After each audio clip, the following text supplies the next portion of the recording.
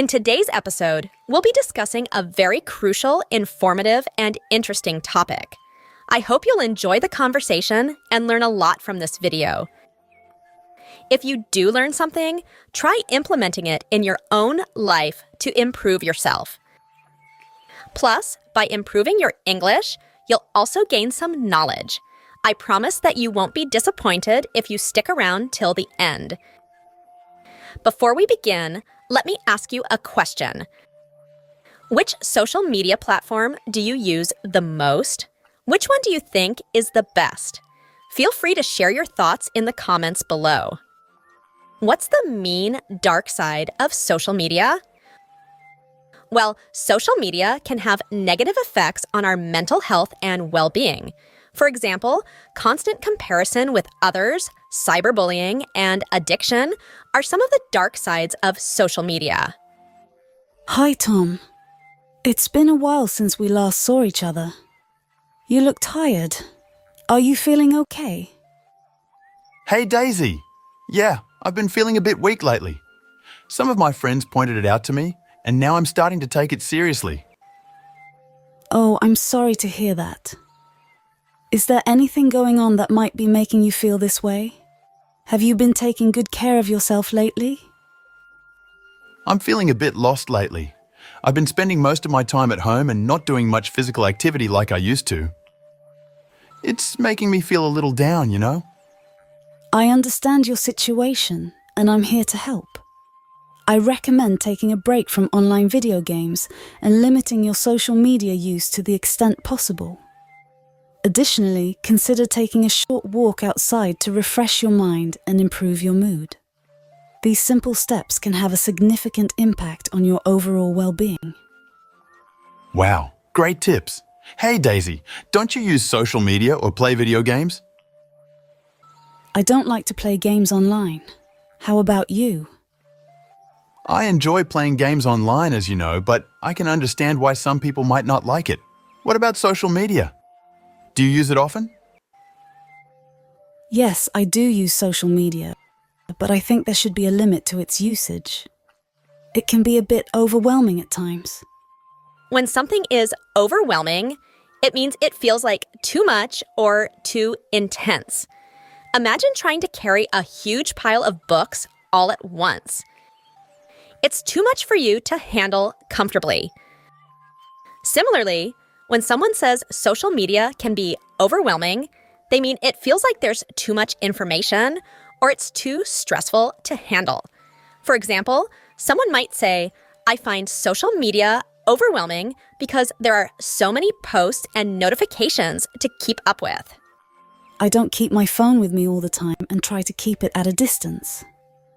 I completely understand.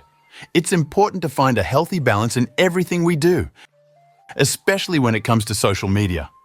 I never felt that I was wasting my valuable time from my life.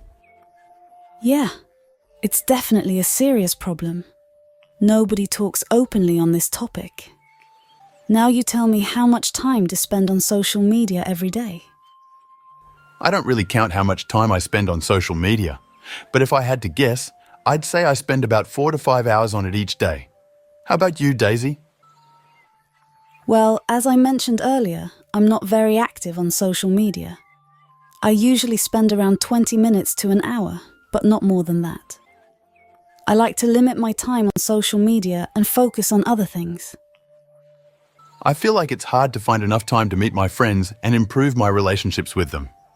Instead of celebrating with them offline, I often end up tagging them a happy birthday on social media. It's a great point. It's better to call and talk to your friends instead of just tagging them on social media. I believe that personal conversations are more meaningful than just wishing someone online. It's important to maintain our relationships in real life and not just on social media. What do you think? Do you prefer having a real conversation with your friends or just tagging them on social media? Honestly, I completely agree with you, Daisy. Personal conversations definitely feel more genuine and meaningful. I've been trying to make more effort to connect with my friends offline. It's just so much more fulfilling than a quick tag or comment online. Well, do you use Facebook? Yes, sometimes. And what about you? Not really. As we know, Facebook was founded in 2004 by Harvard University student Mark Zuckerberg. Many Facebook users around the world are addicted to Facebook, the second largest website in the world.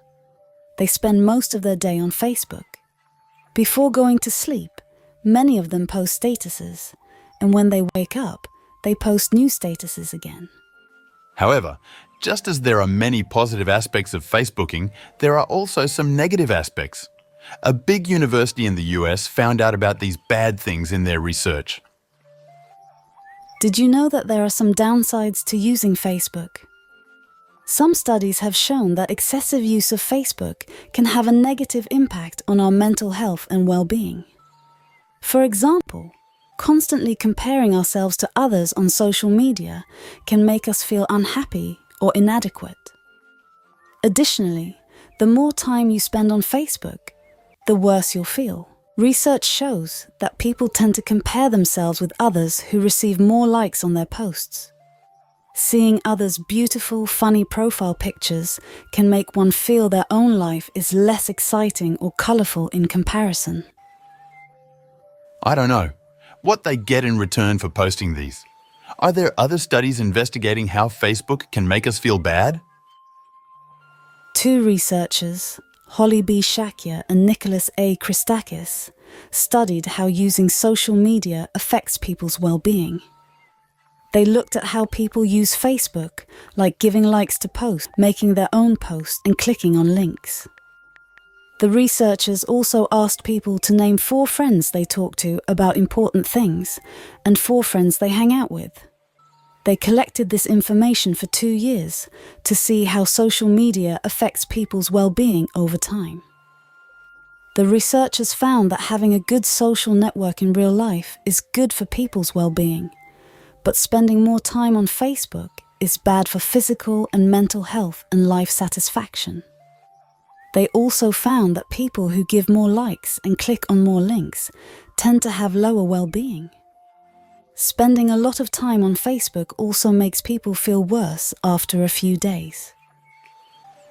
Not only that, but also lack of privacy. There are many things about ourselves that we don't want everyone to know. But because of Facebook, even if you don't want to, it can share those things. It's like your mind is being read unknowingly. It's better to keep personal matters personal by staying away from Facebook. Research from the psychology department at Utah University has shown that many people feel disappointed with their own lives when they see others' success or happy news on Facebook. It drains their mental strength to take life positively. Hey, I was wondering if you know anything about TikTok addiction. I heard that it's more addictive than Instagram or YouTube. Is that true? Yes, Tom. There have been some studies that show that TikTok can be more addictive than other social media platforms like Instagram or YouTube. One of the reasons for this is that TikTok uses an algorithm that shows users the content they are most likely to enjoy. And this can make users spend more time on the app. That's interesting. I've also noticed that some of my friends spend hours scrolling through TikTok videos. Absolutely. Did you know that on TikTok you don't even have to search for videos? You can just swipe and the next video will start playing automatically. And the rewards are instant, with new rewards every 20 or 25 seconds. It's designed to keep you engaged for longer periods of time. Hey Daisy, what are your thoughts on watching short videos? Well, I believe that we should try to limit our time watching short videos as much as possible. Yeah, it's really easy to get sucked into watching them for hours. Exactly. The problem is that we get quick bursts of entertainment, but it's not very fulfilling in the long run. Plus, it can be a big distraction from other important things in our lives. That's a good point. I've noticed that I tend to procrastinate more when I'm watching videos. Yes, that's a common problem. Sometimes we just need to be aware of how we're spending our time and make a conscious effort to prioritize things that are more productive or fulfilling. I see. Hey, I just wanted to bring up an important topic with you. It's easy to get addicted to online games, and this isn't just a problem for adults. Kids can get hooked too. Parents need to monitor their children's screen time and limit their access to mobile devices. Encourage your kids to play outside or spend time with friends and family. Let's make sure we're all living balanced and healthy lives, okay? Absolutely. But I think that children should not be allowed to use mobile phones. I believe that mobile phones can distract children from their studies and affect their overall growth and development. However, if children need to use mobile phones for studying, they should do so under the supervision of their parents. This way, parents can ensure that their children are using mobile phones for study purposes only and not getting distracted by other things. It is important to strike a balance between using technology for academic purposes and enjoying other activities that promote overall growth and development.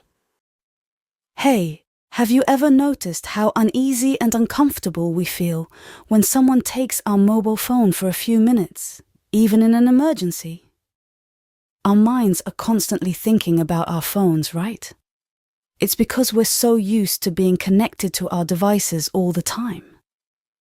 But it's important to take a break from our phones once in a while and focus on other things around us. This can help us feel more relaxed and refreshed. What do you think? Have you ever tried taking a break from your phone? Absolutely, Daisy. It's essential to take breaks from our devices and live in the moment. Personally, I've found that disconnecting from my phone and spending time with friends and family can be incredibly refreshing. What about you? Have you found any specific activities or hobbies that help you unwind and disconnect from technology? Absolutely, Tom. I totally agree with you. Disconnecting from technology can really recharge our batteries. For me, I've also been reading religious books and self-development books. They've been a great escape from the digital world. We should try everything that can help to stay away from devices. Did you know that social media apps are designed in a way that makes you want to keep using them? Really? Why is that? Well, the companies that make these apps have done a lot of research to figure out what makes people want to keep scrolling. They even hire experts in psychology to study how people's minds work. That's interesting. So, what kind of things do they do to keep people using the apps? Everything from the colors they use to the way the buttons are arranged on the screen. They know how to make the app look and feel addictive so that people want to keep using it. And they pay these experts a lot of money to do it. What tips would you suggest to help people avoid falling into the trap of social media? To overcome social media addiction, one of the ways is to uninstall the apps from your phone. The reason behind it is easy accessibility. If you want to break the addiction cycle, you need to reduce the ease of access. Nowadays, it's effortless to access social media platforms like Facebook. You just need to unlock your phone and tap on the app icon. So, what can we do to limit our usage? One of the solutions is to log in through your browser instead of using the app. It won't be as easy as it is now to open those apps. If you find it hard to do this, you can turn off all notifications from Facebook. Another option is to use social media only on your laptop. This can also help you reduce your social media usage. If you found the video helpful, please hit the like button and subscribe to my channel.